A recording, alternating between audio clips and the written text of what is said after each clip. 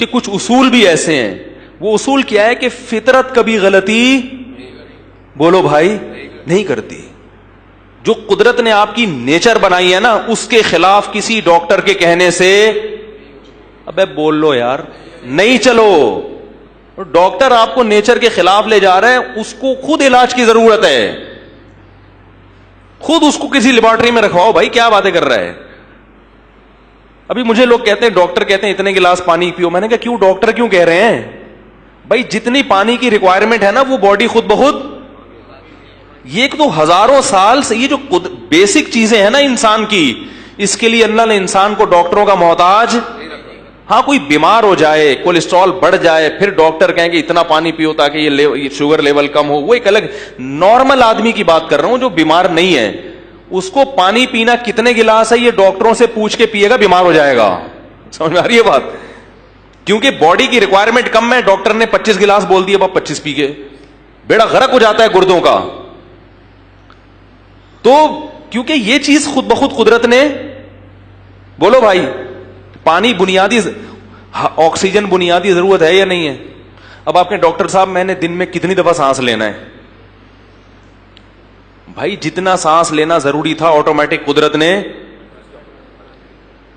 یہ لوگ بھی یہ بھی کرتے ہیں. ہمارے ایک دوست کہتے ہیں میں 1.5 روٹی کھاؤں گا. میں نے کہا کیوں؟ کہہ رہے ہیں میں نے کہا بھائی جتنی بھوک ہے نا اس حساب سے کھاؤ. کبھی 1.5 کی ہوتی ہے, کبھی 2 کی ہوتی ہے, کبھی 3 کی ہوتی ہے. اب دیکھو, ایک میں نے بیان کیا تھا کہ لوگ پوچھتے ہیں سونے کا سب سے بہترین ٹائم کون سا ہے. اصل یہ ہے کہ جب نیند آ رہی ہو. بات آ رہی ہے سمجھ میں؟ لیکن اس نیچرل ٹائم کو لوگوں نے بگاڑ دیا ہے, سوتے نہیں رات کو. تو پھر ہم یہ کہتے ہیں کہ مصنوعی طریقے سے کہ بھائی پہلے رات کو جلدی, ورنہ اوریجنل جو نیچر کا ہے نا بنایا ہوا ٹائم, کھانا کھانے کے بعد انسان کو نیند آتی ہے, تبھی دوپہر کا کھانا کھاؤ تو شریعت بھی کیا کہتی ہے, تھوڑی دیر سو جاؤ, نیند آئے گی. رات کو بھی اس لیے کہتے ہیں کہ کھانے میں اور سونے میں زیادہ وقفہ, بولو نا, نہیں ہونا چاہیے. کیونکہ جب آپ کھانا کھاتے ہیں نا رات کو ایک دم غنودگی چڑھتی ہے, اس وقت سو گئے تو اچھا ہے. اب دیکھیں ایک بات یاد رکھیں, میں نے اس پر بیان کیا تھا نا کہ یہ جو چربی ہے نا, چربی جو جانور کے گوشت کے ساتھ اللہ نے پیدا کی ہے, یہ بلا وجہ پیدا نہیں کی ہے. اور دمبے کی چکی میں پورا گھی کا ڈبہ لگا دیا ہے پوری زندگی دمبا وہ ڈبہ ہمارے لیے اٹھائے اٹھائے گھومتا ہے. وہ اسی لیے قدرت نے کہ تم کھاؤ. اب اگر کوئی ڈاکٹر کہہ رہا ہے یہ نہیں کھاؤ, اس کا مطلب ملٹی نیشنل کمپنیوں نے بیوقوف بنایا ہوا ہے کہ نیچرل چیزیں جو قدرت نے پیدا کی ہیں, چکنائی فیٹ بھی ہمارے باڈی کی ریکوائرمنٹ ہے, تو قدرت نے جو فیٹ پیدا کیا وہ نہیں کھا رہے, اور ملٹی نیشنل کمپنیوں نے اس کو مختلف پروسیس سے گزار کے اس کا پتہ نہیں. ممکن ہے کوئی کمپنیاں ایسی ہوں جو اس کو اوریجنل کنڈیشن میں رکھتی ہوں, لیکن عام طور پہ جو ہمارے ملک میں آئل کھایا جا رہا ہے وہ تو اس کنڈیشن میں نہیں ہوتا. اس میں تو پتہ نہیں, ایک ڈاکٹر نے بتایا بلیچ بھی ڈالتے ہیں, واللہ عالم صحیح کہا اس نے, اس کو رنگ کاٹ ڈالتے ہیں اس میں تاکہ وہ ذرا خوشنما بن جائے. تو پتہ نہیں کیا کیا ڈالا جا رہا ہے اس کے اندر. تو بھائی جو قدرت نے پیدا کیا اسی کو گرم کر کے کھا لو نا, اسی کو گرم کر کے کھا لو. اور تجربے سے بڑھ کر بھی کوئی دلیل, میں نے اپنا تجربہ بھی بیان کیا تھا کہ میں معدے کا مستقل مریض تھا, میں نے دمبے کی چربی کھائی 2 مہینے, آئل چھوڑ دیا, معدہ میرا بالکل صحیح ہو گیا, ہضم ہو جاتی ہے وہ.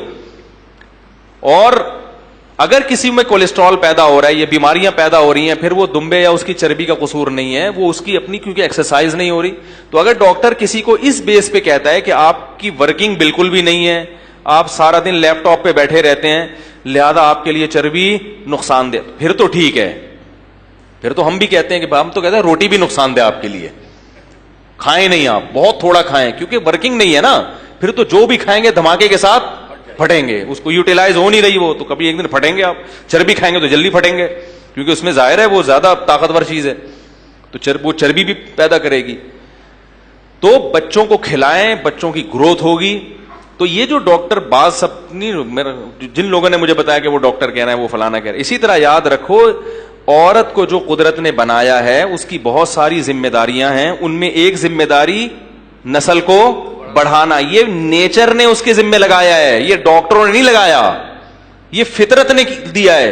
تو یہ ہو نہیں سکتا کہ اس میں اس کی صحت خراب ہو جائے. بات آ رہی ہے سمجھ میں؟ یہ ہو نہیں سکتا.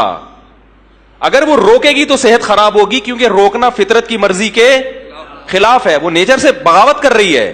نیچر کے خلاف چل کے آپ اپنی باڈی کو کبھی بھی خوش نہیں رکھ سکتے. رہا یہ مسئلہ کہ کیلشیم کم ہو جاتا ہے, وہ تو ہم بھی مانتے ہیں کم ہوتا ہے, لیکن قیامت تک کے لیے کم نہیں ہوتا. وہ جب کھائے گی پیے گی ریکوری ہو جاتی ہے دوبارہ. میں لاہور میں اپنی نانی سے مل کے آیا ہوں. ابھی میں لاہور گیا تھا ایک دن کے لیے, کیوں یوں واپس آیا ایک دم. تو ہمارے نانا کی بہن, چچا زاد بہن یا خالہ زاد بہن, 88 سال ان کی عمر ہے, اور الحمدللہ 88 سال پہ کہتے ہیں کہ بریک لگ گئی ہے. یعنی یہ بڑھ رہی ہیں مگر ماننے کے لیے تیار نہیں. ماشاء اللہ ان کے پتہ نہیں 8 یا 10 بچے, کتنے بچے تھے ان کے, کافی بچے ہیں ان کے. میں جب ان سے ملنے کے لیے گیا تو بڑی خوش باش پراٹھا کھا رہی ہیں صبح. جن کے گھر میں ٹھہرا ہوا تھا وہ میرے کزن لگتے ہیں, ان کی عمر ہوگی 25-26 سال.